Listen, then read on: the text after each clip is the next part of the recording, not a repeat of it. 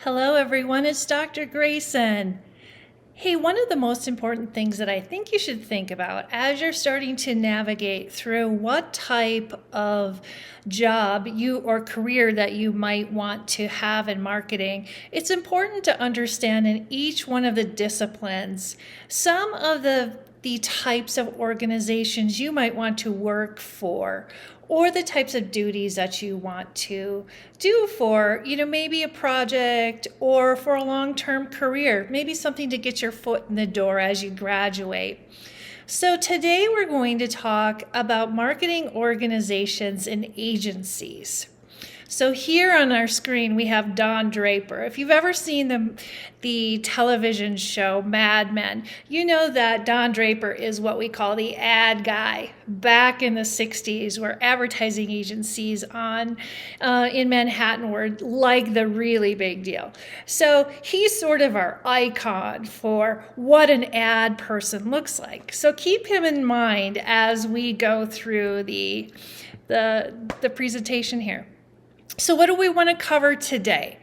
I want you to have a good understanding of what a marketing organization structure looks like and explain that back to me so you can kind of fit within your head. Is this something that I want to do or not with my career?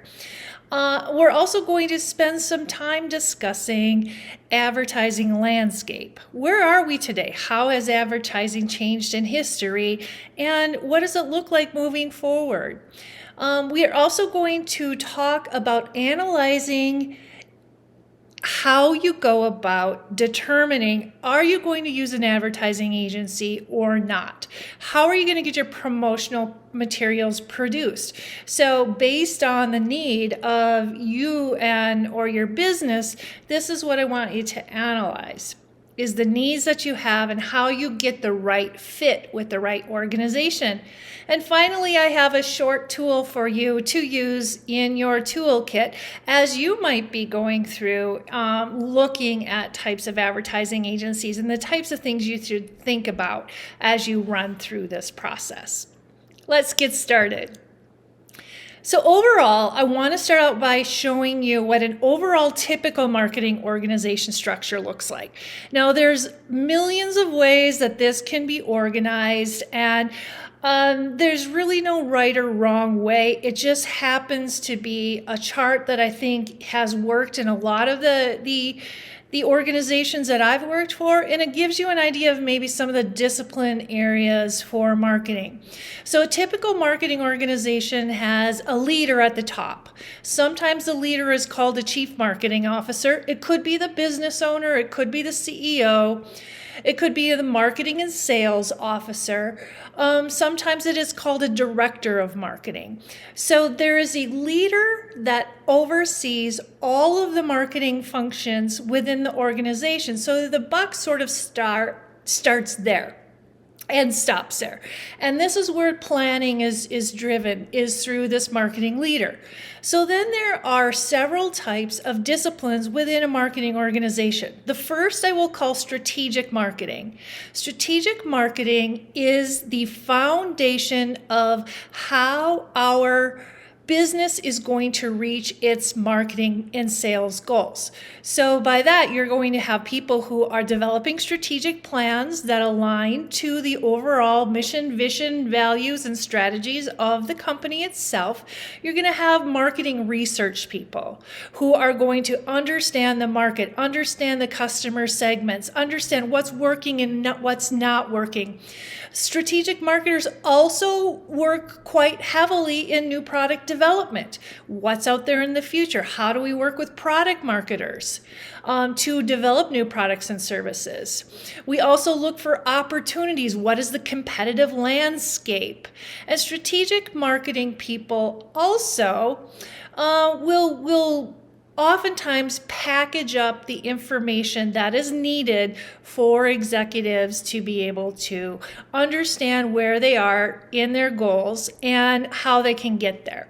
So strategic marketing is just that very strategic, very high level. Then we have corporate communications. Now, corporate communications and integrated marketing communications sometimes come together. Corporate communications, what I want to really focus on here is that what is the company doing to promote the organization itself, the firm itself? Maybe you are publicly traded and you have stockholders, venture capitalists, other people who are investing in your business. Corporate communications is the function that helps keep that communication going, very closely, tightly knit with the strategic marketing team and the leadership and the executives team. So corporate communications sometimes has public relations. They're the ones that do news releases. Sometimes social media fits in there, but social media really is sort of taking a change out of corporate communications more into the promotion of product and offering realm. So that is corporate communications. Advertising, brand, and media. So this is the crux of your face to the world, to consumers of your products, to people who engage with your business. So when we think about promotion, it's all of the promotion channels, the mix you have, the brand. How is the brand perceived? What are the values of the brand? And how do you protect the equity of that brand and build it over time? And then also media, working with the media in terms of not only public relations or like corporate communications does, getting your story out there, earned media. It's also how do you place your media and how are you going to buy it? Finally, client communications is everything around an existing customer. So you might have a business-to-business relationship where you're selling really expensive software or technical systems. You are going to have a marketing plan just around your existing customers so that you can grow that relationship, retain it, and make sure that you have very great customer satisfaction. This also works in the consumer products world as well. As you all know, you get email from emails and text messages and anniversary things and birthday promotions based on being an existing customer. Next, we have marketing field implementation. So imagine that you are a producer of a product, maybe a tangible good, and you need to get that product into a retail store like Walmart or Target. So we have field representatives that is the liaison with the stores themselves to negotiate things like, where's our product going to be placed inside the stores? How am I going to merchandise it? What point of sale materials are available to me? So you do planograms with the company and you work with them to make sure that your product or offering is appropriately promoted and observed and used within a retail or any other sort of organization. Then finally, there's digital marketing. I have this as a separate bucket because digital marketing really does encompass all of these other areas. But as you know, there's technical skills involved in digital marketing, not just around the strategy of how you're going to promote and where you're going to promote, which channel, but the tools such as marketing automation systems, customer relation management systems. How do you create, how do you analyze data, such as Google Analytics? Or how do you know who's coming to you, what's performing and what's not performing, who's coming to your website, how are you going to convert them? So digital marketing, think of it as technical and everything that happens on the internet. So as you can see, there's a lot here. And so when I say marketing is everything, yeah, there is a lot of opportunity. And as you go through your career in marketing, you might fit in many of these different organizations. If you are a small startup organization or even a smaller business, you might wear many of these hats. But know that there are several types of positions available to you in a typical marketing org structure. One thing I want to point out very quickly, since this is an integrated marketing communications class, it is really important that each one of these teams work concurrently together and have joint goals so that Everything lines up to the business goals for the organization so that we don't have silos or breakdowns in terms of communications. And your leader, your CMO, your director of marketing, it's imperative for them to be able to make sure that holistically everyone is working together as a team. So I'm just going to say a couple of thoughts on the promotion industry trends. So consolidation of, there used to be lots and lots of advertising firms, small, medium-sized, and what we've seen is that some of the very larger firms, like the ones you would imagine do the Geico commercials or the Super Bowl commercials or State Farm or Nike, they work with full-service advertising agencies. They're very expensive, they're very turnkey, but we've seen over time that it's hard to sustain as a business, so many of these advertising large firms are consolidating. Like many other businesses. We also have a rise in specialty boutique firms. So with the rise of social media, with the rise of us being able to, with technology, being able to reach consumers one-on-one, there's specializations. There's lots of different types of firms out there, and it's oftentimes less expensive and more advantageous for you to use a boutique firm because their turnaround times are quicker, there's less bureaucracy, and they're a lot less expensive. And why has all this happened? Because we have media clutter. Media clutter, what do we get? 70,000 to 150,000 messages a day. That's a lot to consume. And so the closer we are to the target audience, the better the message, the more we're going to cut through that clutter. And that's what these organizations are going to help us do. There's also been consumer control. So as you know, many promotion or communications is the thought that I personally can communicate to you much more easily than I could back in the day where I had to have a voice communication with you, pick up the phone. We have social media now. We have other channels that are really a major form of our communication. So in many times, consumers have control over the message as opposed to the business. And then finally, algorithms. So we have the whole notion of marketing automation and understanding your digital behavior so that we can create next likely offerings for you, most likely purchases. We know where you've been. We can hone in our message based on you individually, all automated. So that's sort of where the industry stands today. And I want to take just a few minutes to talk about the different types of services that you might want to use. Full service, boutiques, digital agencies, in-house agencies, and media specialists. So you have to decide based on the objective that you have for your firm or your project, how might you go about selecting one of these types of agencies? So the first is the old-fashioned traditional agency full service. So this would be where you as an organization select an agency that is going to be everything and all to you. You are going to have a team of people who help you with just about any type of marketing or promotions you're going to want.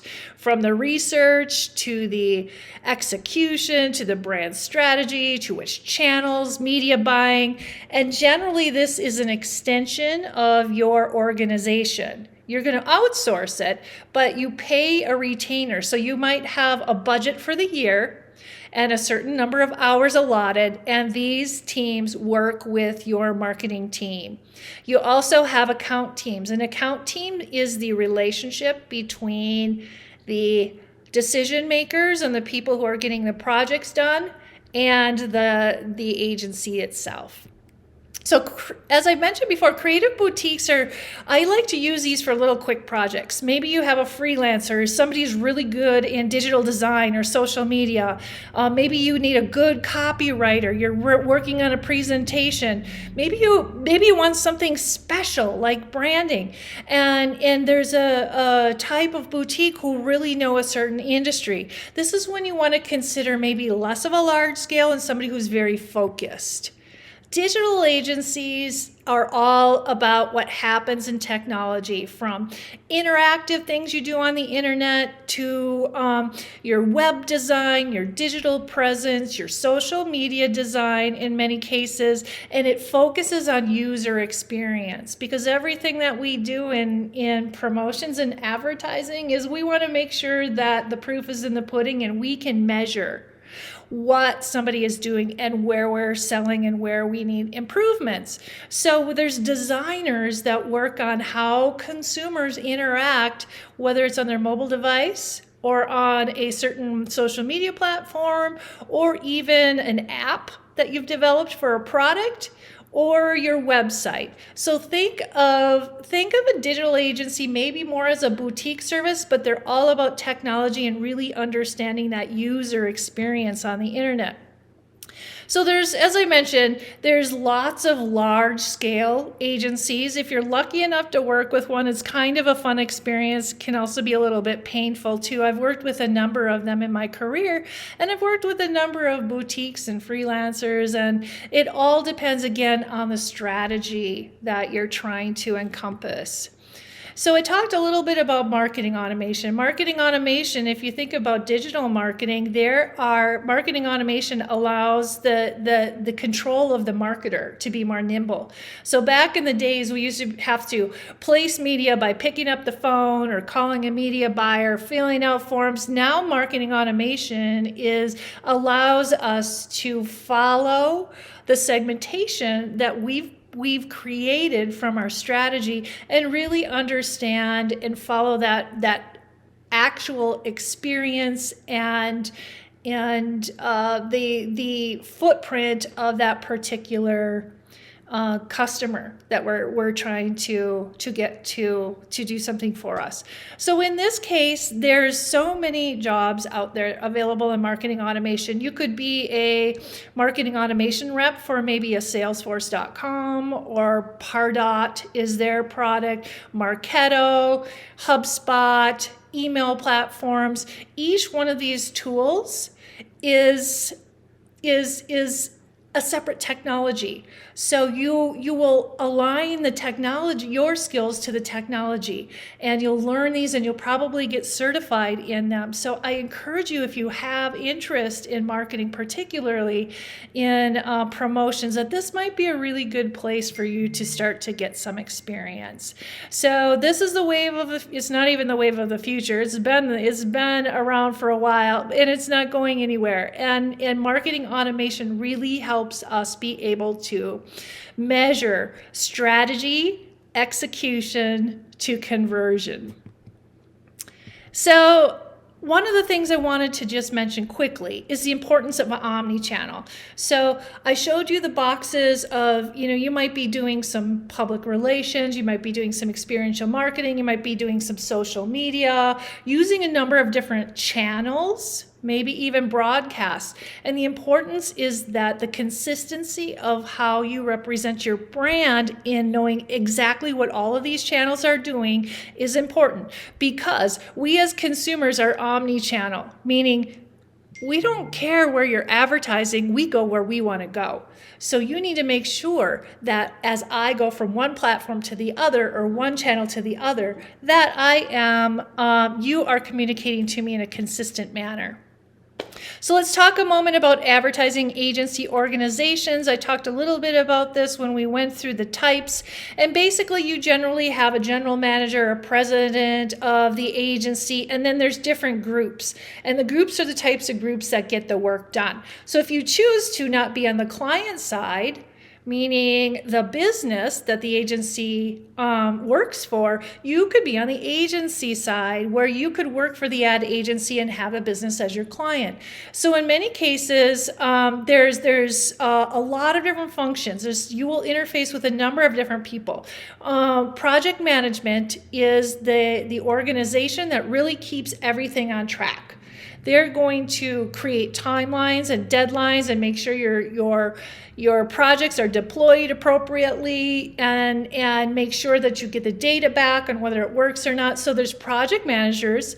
There's also creative services. So these are your people, your creative people who create the assets, whether it's digital photography or a commercial of some sort, or copywriting, presentations, videos, anything that is the creative bent to it is the creative services. Client services, now client services is the relationship people between the organization and the agency. So generally you'll have one or two point people who I've always considered like a quarterback to make sure that whatever needs are met, never needs are there for the client. They quarterback it throughout the agency to make sure that the client stays happy. Production is how do we execute on our creative strategy and our automation strategy. And then finally, technology. Technology is such an important piece of marketing, digital marketing, or other marketing. So you can see that in the marketing organization for a business or firm, there's also opportunities for you to have positions within an organization as an agency.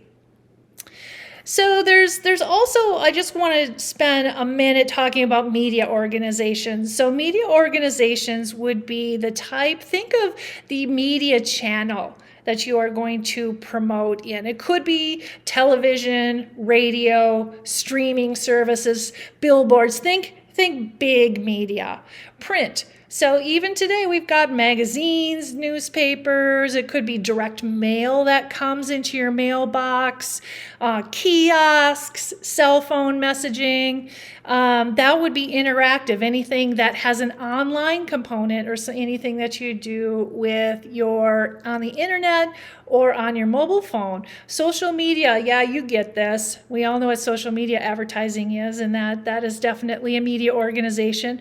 Now, support media is what I call air cover. These are the things that really sort of cover your brand, like your logo. Maybe you have a car wrap. Maybe you have a sign outside of your building. Perhaps it's sponsorships that you do, public relations, you go to events. So this is supporting all of the other demand generation media that we might be doing. And then finally, I talked a little bit about the media conglomerates. So you can, if you want to, you can work with a programmatic advertiser who will buy media for you automatically. You can do that through your social media channels as well. They all offer you the ability to purchase right through them. Or maybe you want somebody to do some specific negotiation for you on maybe a Super Bowl ad.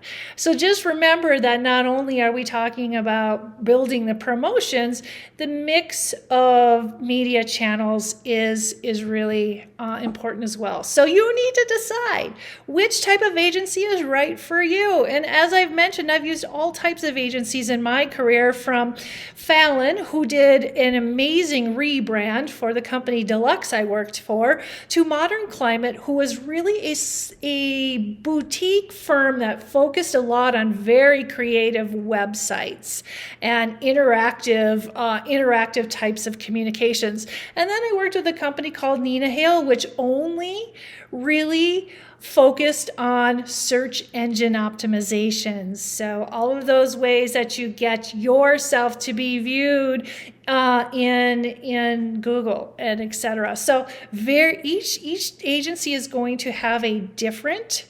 competency, and it's up for you to figure out which one is right. So within your Canvas shell, I have a scorecard for you. And I like to use scorecards when I'm evaluating which type of agency I want to use based on my objective. So if I have a particular objective, if it's rebranding, if it is, coming out with a demand generation campaign for a new product development, or even just some air cover with social media, I am going to take a tool like this and go through and try to figure out, of the client or the possible agencies I'm working with, what type of experience do they have? Talk to people, get some references. Are they good at strategy or are they just really good at execution? Do you need creative skills or design skills done? And how important is that to you? Do you need a very specialized skill like public relations or getting the word out through the news media? So go through, and then for each one of your agencies, I want you to think about what their competencies are, talk to people, and just make sure that you're making a very sound decision based on the needs of your organization. So to wrap it up, hopefully you learned today that, I've given you sort of an idea of what a typical marketing organization looks like and how you might fit in sort of a career role.